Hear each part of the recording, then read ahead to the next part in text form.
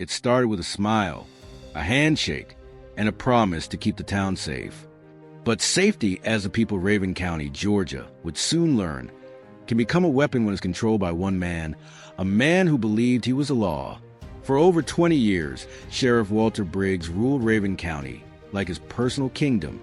On paper, he was everything small-town America admired.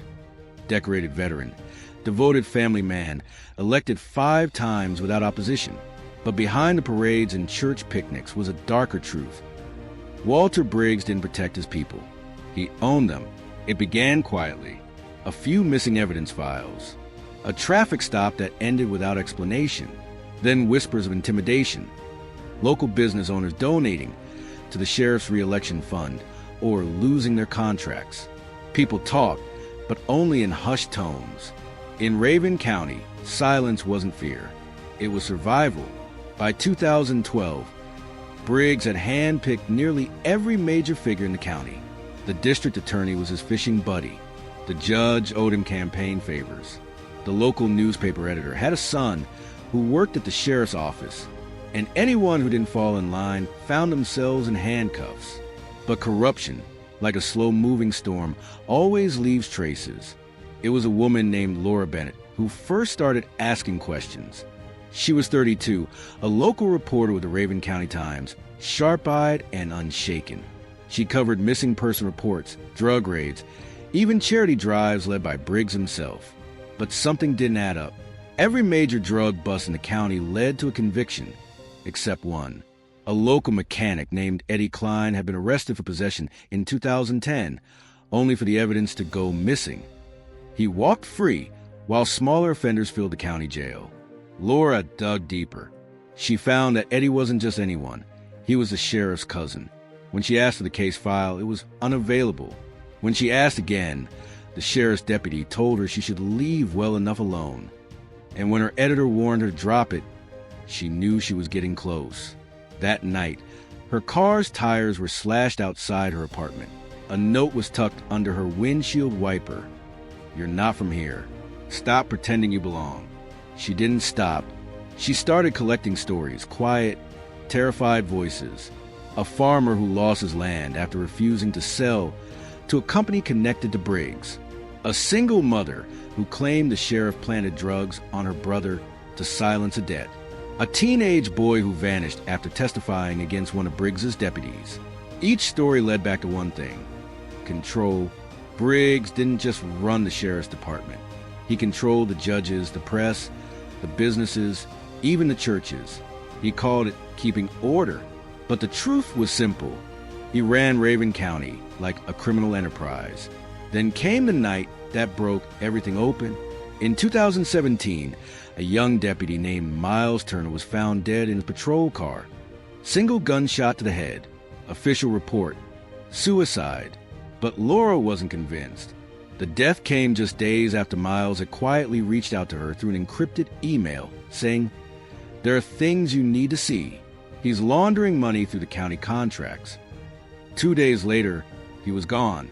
Laura drove to the site where his car was found, a desolate road near the forest line. She noticed something the report didn't mention. The car's keys were missing and the window was rolled up from the outside. Suicide? Not likely.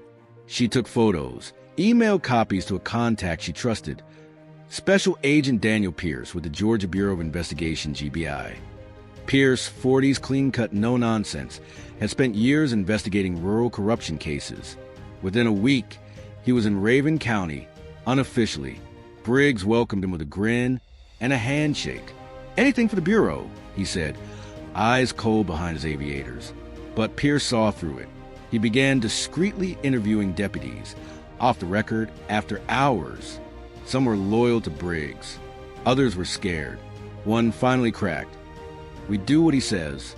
He's got cameras, logs, everything. You cross him, he ruins you, or worse." Meanwhile, Laura found financial records showing hundreds of thousands of dollars flowing from county contracts to shell companies with fake addresses, all signed off by Briggs himself. She was close. Too close. One night, she came home to find her laptop missing, her living room ransacked. A police report was filed. But strangely, The responding officer never submitted it. Then her phone rang. A low, gravelly voice said, "Stories like that don't end well, especially in Raven County." That's when she knew. This wasn't about exposure anymore. It was about survival. Agent Pierce made his move.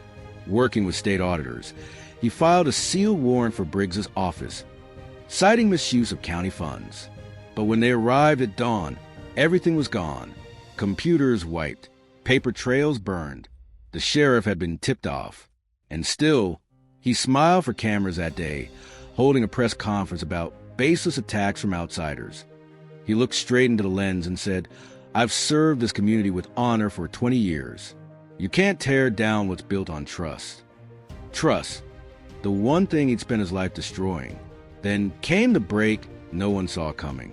Miles Turner's widow, Anna, brought Laura a small metal flash drive her husband had hidden in their child's toy box. On it were digital logs, secret recordings, GPS data, and financial transfers tying Briggs to over a dozen illegal operations.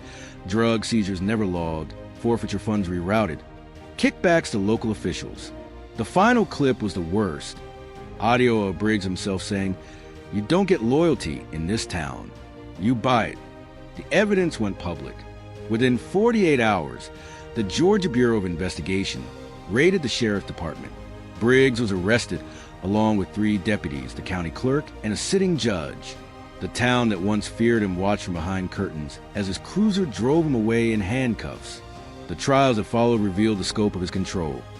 Fake reports, secret payoffs, and an entire network built on silence and fear. When asked in court why he did it, Briggs just smiled and said, "Because I could." He was sentenced to 52 years in federal prison. Laura's articles won national recognition, but she never called herself a hero. The heroes, she said, are the ones who spoke when it wasn't safe to. Today, Raven County is rebuilding. New leadership, new transparency laws. But the scars remain, because when power corrupts a place small enough to fit in your palm, it takes years to unclench the fist that held it. Sometimes justice doesn't come from inside the system. It comes from the people who refuse to look away. This is Justice Uncovered. Uncovering the truth, one case at a time. If this story moved you, share it, because silence only helps the powerful. Comment below, how much power is too much for one person to hold? Subscribe to Justice Uncovered, where every truth eventually finds its voice.